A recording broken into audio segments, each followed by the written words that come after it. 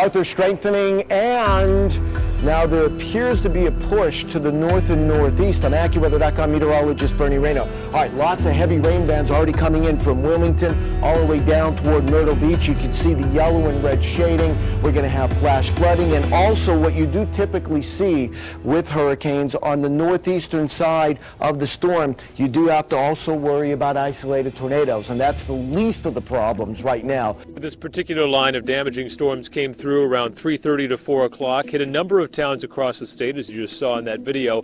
But here in Bow, they think they saw something a little bit more significant. A storm front with strong winds raked the Granite State Wednesday afternoon. In Bow, the gusts pushed over multiple trees. Crews worked into the night to clear Page Road, where first responders say things got a little rougher than your average storm. We had either a microburst or a wind shear event, straight wind event over in that area. It was primarily in the area of Page Road, White Rock Hill Road. It was a similar scene just a few miles to the southwest on Bog Road in Goffstown. And there was a lot of lightning strikes. I mean, it was coming down pretty hard, and there was a lot of flashes and banging. And much of the damage in Goffstown hit downtown, most visibly at St. Lawrence Catholic Church. Just around the corner on Union Street, part of this enormous tree came crunching down a little too close for comfort for nearby homeowners. Parts of it.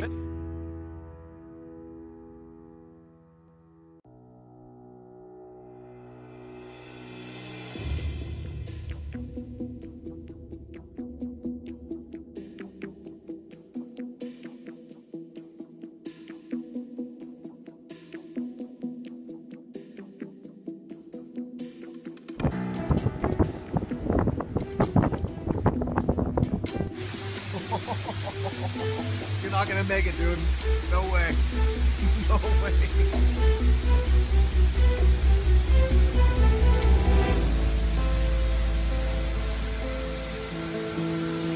So go ahead, Dave won't stop you. Make a switch to the Data Strong Network. Go to T-Mobile.com today or a T-Mobile store near you. Worldwide services required. Unlimited music streaming to smartphones from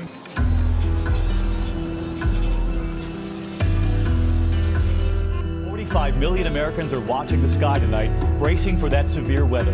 This is the scene on the ground, one driver braving this white-knuckle commute, a highway there in Iowa, an obstacle course. And then there was the hail in the heartland the size of baseballs on this last day of June. And look at this, more of that surveillance video we just showed you, the moment of impact as an EF1 tornado tears through Wisconsin. Ominous skies brought whipping rain and hail to Des Moines, Iowa today. Ooh, look at that. Knocking down trees. There's been a lot of wind there. Near Stewart, Iowa, one of at least 2 reported tornadoes today tore the roof off this house. The ground here, already saturated, is giving way near Mount Vernon, Iowa, swallowing cars. I never thought I'd ever see sinkholes around here. This is scary. There's water everywhere in Iowa County. Millions in the storm zone are nervously watching warning after warning. In Fairfax, Iowa, a man was killed when a building collapsed. In Chicago tonight, more than 250 flights are already canceled as the storm moves in. In Colfax, Wisconsin, calm to chaos. A tornado blasting 90-mile-per-hour winds through this parking lot over the weekend. Debris swirling in every direction. In seconds, it's gone. Tonight there are flood warnings across this region, and you can see the rivers are running high. Normally this staircase would lead down to a pleasant walkway here along the Des Moines River, but tonight it's just a shortcut right to the water. That entire walkway completely submerged, David. Yeah, completely vanishing there. What a mess, Clayton. Thank you. Lake and Carroll, wind did most of the damage in Monday's storm. Look at the downed branches. You can see pile after pile after pile after pile. But it was actually lightning that's to blame for a huge house fire. Monday night storm packed a mean punch. In a matter of minutes, tree after tree came down on block after block on the south side. Powerful winds snapped the mighty maple in Bruce Schultz's yard. But this is among the most devastating damage. This is what's left after a garage fire in Racine County. Lightning struck, smoldering in the attic for quite some time before the Waterford homeowner realized what happened. You can see it destroyed the lawnmower and a significant portion of this newer home.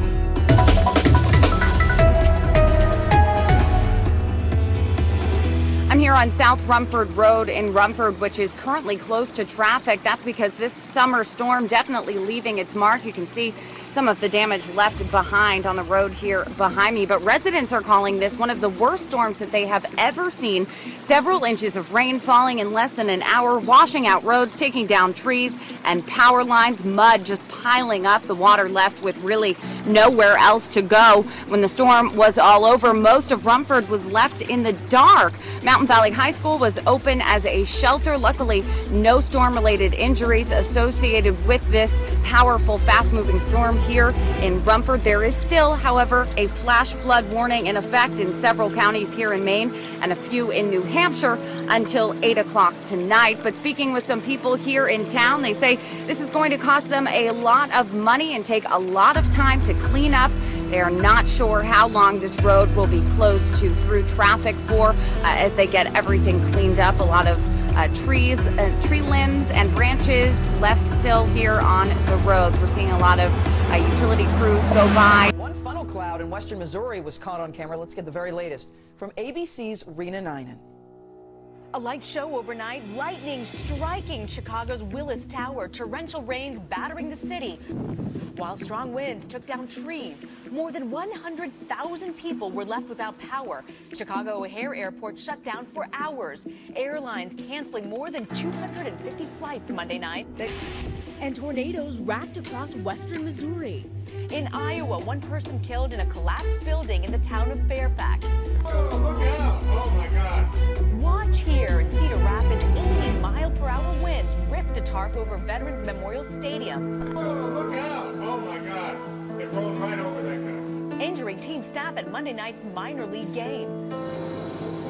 Also in Cedar Rapids, another scary incident. 2 teens sucked into storm drains. One still missing and one narrowly escaped. 2 boys were playing frisbee in the rain and the search continued overnight.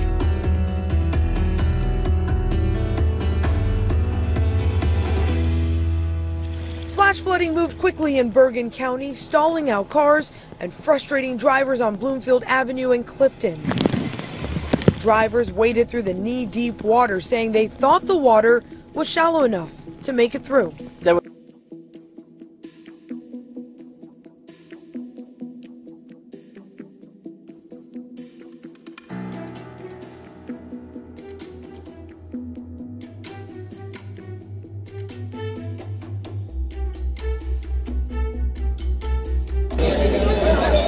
11 people have been killed and thousands left homeless after heavy monsoon rainfalls hit the northeast of India over the weekend.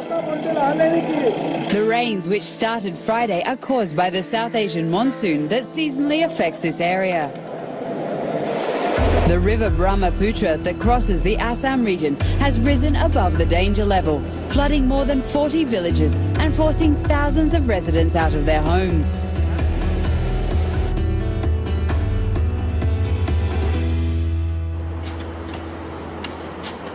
In La Pintada, they're digging for survivors, desperately trying to reach anyone trapped beneath the mud.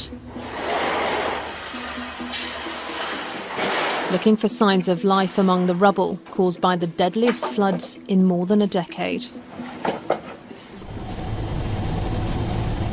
Tropical storm Manuel has left vast areas of Mexico underwater. Rivers have swallowed up the land, leaving some villages completely cut off. In San Jeronimo, they've been waiting for aid for 5 days. As they jostle for the handouts, for many the contents of this bag is now the only thing they own. The storm has destroyed roads and bridges across the country. In this village, aid still can't get through, and the price of the food they can buy has doubled or even trebled, so they can't afford it. In some cities, police now stand guard against looters, while others wait desperately for help. Oh, look at it.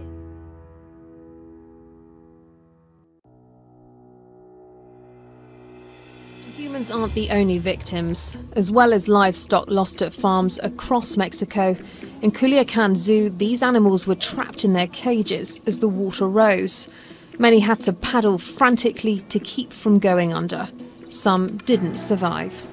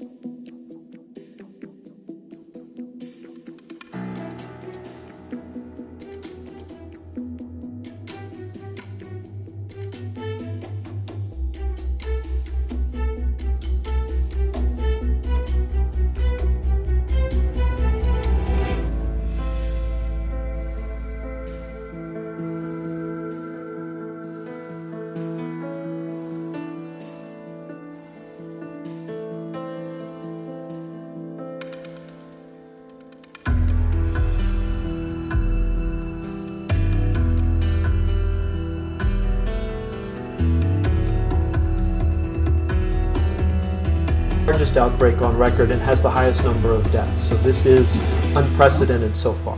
We've brought more people to bear on this outbreak. We have new people who are coming in and being trained by the people who are present. And we will do what we can. That being said, this outbreak is getting very large and it is stretching our resources very, very thin. Well, the outbreak isn't contained, so collectively we're not doing enough yet.